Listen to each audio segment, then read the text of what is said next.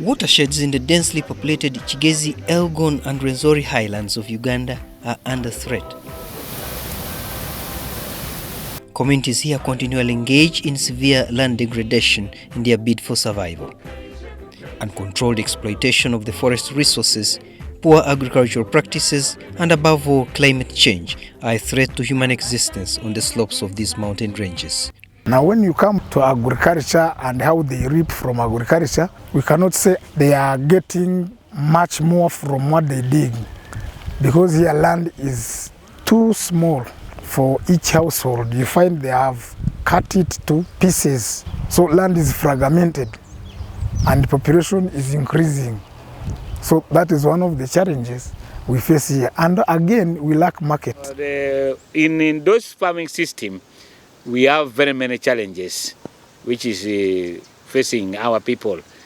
Challenge number one, the mindset of our people. Because we can have money, we can have extension officers, but when the mind of a person is not set, is not built, everything what we are doing is not cannot be as planned. The impact of these physical, social and economic challenges has led to increasing erosion, decreasing agricultural production and increasing degradation of the water catchment areas.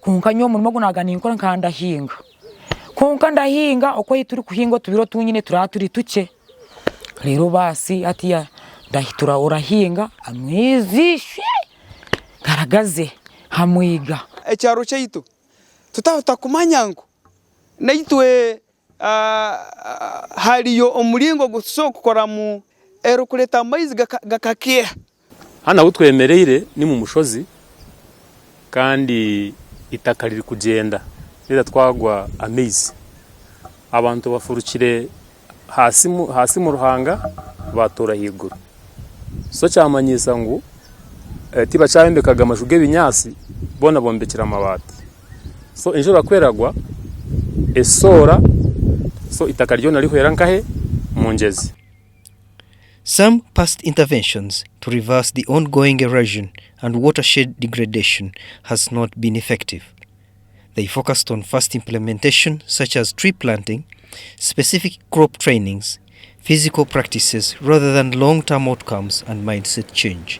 The government intervention has been noticed but has not yielded enough impact because we have continued experiencing reoccurring of landslides. A number of tree species have disappeared due to the need that people have for them. People have cut down the trees, and most of these hills, if you can see, they are very bare. The water sources are no longer clean in the rivers that are here in the streams, in the wetland, because of the contribution that comes from soil erosion issues. To change this situation, the Integrated Seed and Sector Development ISSD Uganda, in partnership with Wageningen Environmental Research with funding from Embassy of the Kingdom of Netherlands in Kampala, is implementing the CommonGround project. We focus on small-scale farmers high up in the mountains and steep slopes in 3 regions here in Rwenzori, where we have our headquarters, and we have an office in Kabale covering Kigezi region. And we have a 3rd office in Mbala covering the Elgon region. The project is aimed at increasing a paradigm shift in the community behavior and livelihood. Many times, of course, many projects dictate on what farmers should do, but as CommonGround, we want to build on what farmers already know, but we also engage them to plan for the betterment, of course, of their farming practices. At the inception of the project, the communities to participate are taken through practical and theory knowledge sessions to identify their community development challenges. Yeah, planning is, of course, an important process. It helps the farmers to own what they have planned for. So as a project, we believe that working with the farmers to plan will help farmers own what they have planned for. The rainy seasons are characterized by continued soil erosion, landslides, destruction of crop, property and human life, and above all, destruction and silting of the watershed. When it overrains in this area, people, friends in Butaleja, get floods and are swept their crops. Children cannot go to school because everywhere in the compound you find it is water. In the houses, they can't be there. So if we controlled this environment from this side, our colleagues in Butaleja will also have stable life. They would be able to grow their rice and other crops and stay comfortably. The other issue is about the pressure put on the Eritrea Forest Central Reserve. Because people have no food at home, they put pressure on Eritrea Forest resources. And now the Eritrea Forest resources has been going, diminishing, especially the bamboo species has almost disappeared. These farmers are in a very difficult situation. They're also very isolated. They have difficulties getting access to markets, to information and so on. During the dry season, these hills are bare. There is no vegetation cover. Crops immediately wither. Food shortage becomes rampant, making it hard for the communities to survive. Mwene kizibe kitwinaha ekyokulya. Twine ekyokulya kabuti mbempinjiro tugusha kare tugusha twena atwiyamu abo kujanga gumani ntwara kakamanywa ndikutayo tugusha twentwirimo. Bihimba mbire mpinjire tinyira munanju manage ibihimba tukahinga nasinjirira kubyakirwe byatandika kutemba byona byaragarika byawaho jenjura yabitwara. The terrain along the highlands has complicated government's plan to effectively improve the well-being of these communities. The road network is very poor, characterized by landslides, making many roads inaccessible to communities. People don't want to do anything for themselves. They prefer the government doing almost everything for them. They never used to do what we call community work. If the government has dug the road, that is it. They wait until it is messed again and then they still call the government to again do the same. The 4-year project is using a participatory integrated planning (PIP) approach to support and co-develop resilient farming systems in the communities. On this approach, we work with communities or households to develop visions and also aspirations on where they want to be in the future. Let's say about 2 to 3 years. So we work with them to plan, and we engage them in the planning process. They develop, for example, their current situation. They also design their future situation.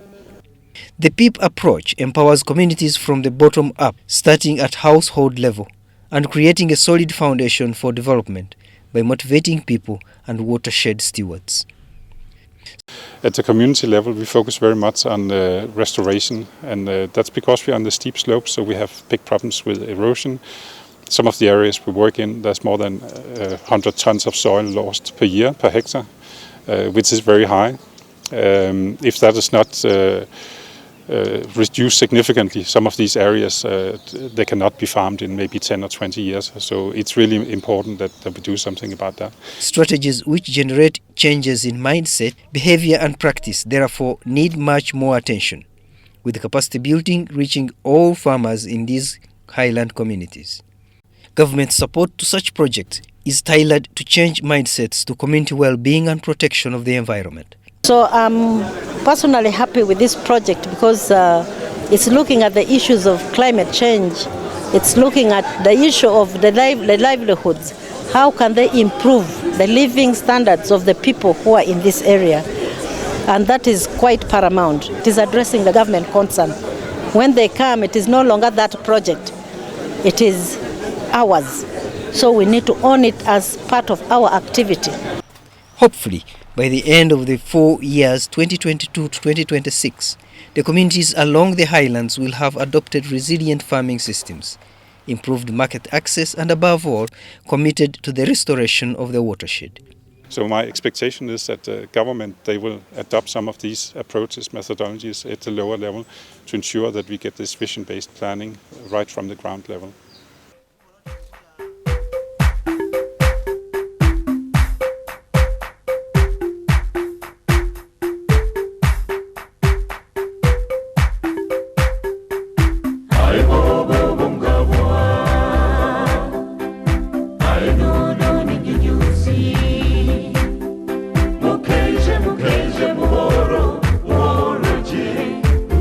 byonna abe naimwe ai bobo bungabwa ai nono ni nyunyuzi mukeje muhoro je ukira byonna abe naimwe